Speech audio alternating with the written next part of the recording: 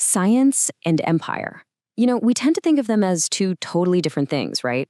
One is this pure, noble search for knowledge, and the other is, well, the raw, brutal pursuit of power. But what if that's not the whole story? What if they were actually partners in crime, the two key ingredients in the single most transformative project in all of human history? Let's dive into the complicated and often pretty dark relationship that literally remade our world. So, it all kicks off with a question that might seem simple to us today. How far is the Earth from the Sun? Back in the 18th century, though, this was one of the biggest scientific mysteries out there. Ever since Copernicus figured out that the sun, not us, was the center of everything, astronomers were just desperate to know this number. It was the key, the cosmic yardstick for measuring the true scale of the universe. And they came up with this just brilliant way to figure it out. See, when the planet Venus passes in front of the sun, it looks like a tiny black dot. But the exact path that dot takes across the sun looks a little different depending on where you're watching from on Earth. So the plan was, in theory, simple. Get a bunch of observers to the most remote corners of the planet, have them all time the transit precisely, and then, boom, with a bit of trigonometry, you could calculate the distance to the sun. The next transit was coming up in 1769, and the entire scientific community was buzzing with excitement. To really nail the calculation, Britain's Royal Society knew they needed an observation post way out in the middle of nowhere, deep in the South Pacific. And they didn't hold back. They funded this massive, state-of-the-art expedition to Tahiti, and they put one of their best guys in charge, the legendary navigator, Captain James Cook. On paper, this was a beautiful thing, a noble mission purely for the sake of human knowledge. And scientifically, the expedition was an incredible success. To give you a sense of just how big a deal this was, think about this. Before Cook's voyage, if you went on a long journey at sea, there was a good chance that half your crew would die from scurvy. It was this horrible, agonizing disease. But Cook, he was testing a brand new medical discovery. He loaded his ship with things like citrus fruits and sauerkraut, and the result? Over a 3-year voyage, not a single sailor died from scurvy. It was a medical triumph that would go on to save countless lives. When the expedition finally got back in 1771, they were carrying a literal treasure trove of data. This stuff became the foundation for whole new fields of study. I mean, they had their astronomy data, sure, but they also had incredibly detailed maps of the Pacific, meteorological records, thousands of new plants and animals that Europeans had never seen before, and just priceless notes on different human cultures. It was a staggering win for science. But here's the thing. Observing Venus wasn't the only mission. That very long, very expensive voyage had another purpose, a second objective that was, well, a lot more complicated. And this really gets us to the heart of the matter. What exactly was Captain Cook's ship, the Endeavour? Was it this peaceful, scientific vessel that just happened to have some soldiers along for protection? Or was it a military ship on a mission of conquest that just happened to have some scientists on board? Well, if you look at the evidence for it being a military mission, it's pretty overwhelming. The ship itself was a Royal Navy vessel. It was crewed by 85 well-armed soldiers and sailors. They had cannons, rifles, gunpowder, the whole shebang. And while the scientists were busy sketching new flowers, Captain Cook was busy planting flags and claiming vast new territories for the British Crown, most famously Australia. This wasn't just a side gig. The knowledge they were gathering was power, and all this data was absolutely vital for future military and political control. And for the people who already lived on these newly discovered lands, the arrival of the scientific military expedition was an absolute catastrophe. Within just 100 years, the indigenous populations of Australia and New Zealand had crashed by 90%. Their lands were taken, their cultures were shattered. The most extreme, just heartbreaking case has to be the people of Tasmania. They had survived in total isolation for 10,000 years. And then, in less than a century after first contact, they were completely wiped out. The last woman, Truganini, died in 1876. And even in death, science wasn't finished with her people.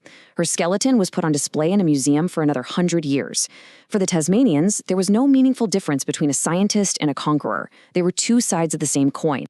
So you have to ask, what was driving this? This really unique and, let's be honest, destructive fusion of science and conquest.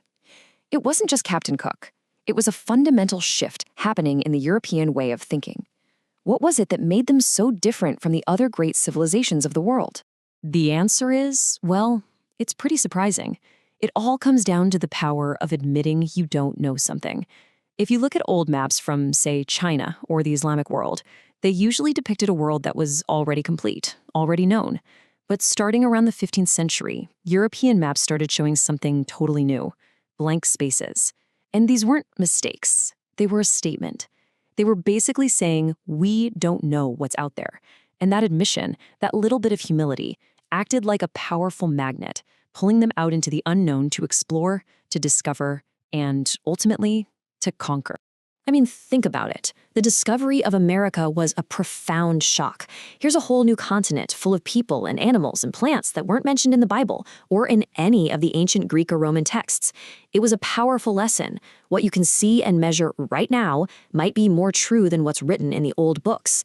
This hunger to fill in those blank maps with new knowledge, that was the very engine that powered both the scientific revolution and European imperialism. And this mindset is really what made them different.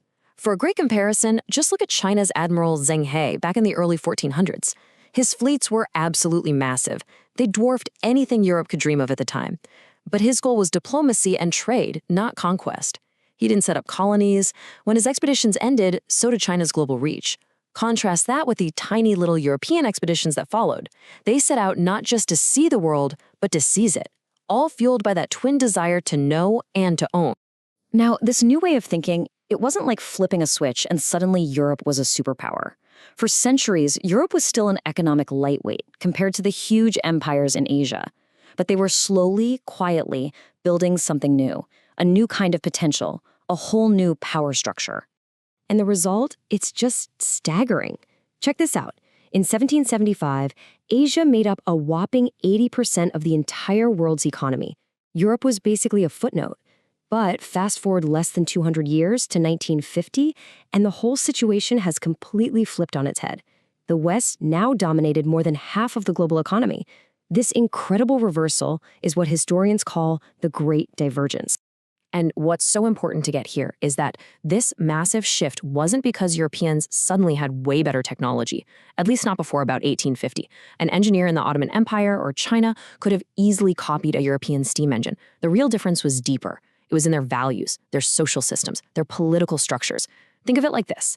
One builder is using mud bricks and another is using steel-reinforced concrete. For a while, their buildings might rise at the same speed. But eventually, the mud brick tower is going to collapse under its own weight, while the steel one just keeps on climbing. Europe was building with steel. So what were these steel beams they were building with? It really boiled down to two things, two powerful engines working together: modern science and capitalism. You had the scientific belief that there's always something new to discover, and the capitalist drive to fund those discoveries in the hopes of making a profit. And when you put those two together, you get this incredibly powerful, self-reinforcing feedback loop. It worked like this. Imperial conquests funded scientific research and brought back tons of new data. That scientific knowledge led to new technologies, better guns, better medicine, better maps. And those new technologies made it possible to go out and conquer even more territory, which in turn funded more science. It was an engine of exponential growth that other empires just couldn't compete with. Okay, so we're not living in the age of big European empires anymore, right? But we are absolutely 100% living in the world that they built. The legacy of this alliance between science and empire is messy, complicated, and it is still shaping our lives every single day. I mean, this history, it touches pretty much everything. The way our global economy is set up, the political borders on our maps, the very fact that the scientific method is our main tool for finding truth, these are all direct inheritances from that era. But so are some more toxic things, like new and evolving kinds of prejudice that were originally cooked up to justify imperial rule. You know, back in the 19th century, they had this awful thing called scientific racism, which used bogus biology to argue that some races were just naturally superior. Now, thankfully, using that kind of biological language is a huge taboo today. But the underlying argument hasn't vanished. It's just shifted. It's morphed from biology to culture. Sometimes people call it culturalism. The argument is no longer it's in their blood, it's in their culture. A new, more socially acceptable justification for some very old prejudices. If you really want to get a sense of the perspective from the other side of discovery, there's this incredible story. As the Apollo 11 astronauts were training to go to the moon, they met an elderly Native American man. He asked them to deliver a message to the spirits on the moon, and he made them memorize a phrase in his language. So they did. And later, when they found someone to translate it for them, they learned what it meant. The message was, whatever these people tell you, don't believe them. They've come to steal your land. And so that leaves us with a really tough final question, doesn't it? We benefit every single day from the incredible gifts of science, from the medicine that keeps us healthy to the very device you're watching this on right now. But can we ever truly separate these amazing advancements from the often violent, exploitative, imperial project that fueled their creation? It's a huge question, and there's definitely no easy answer.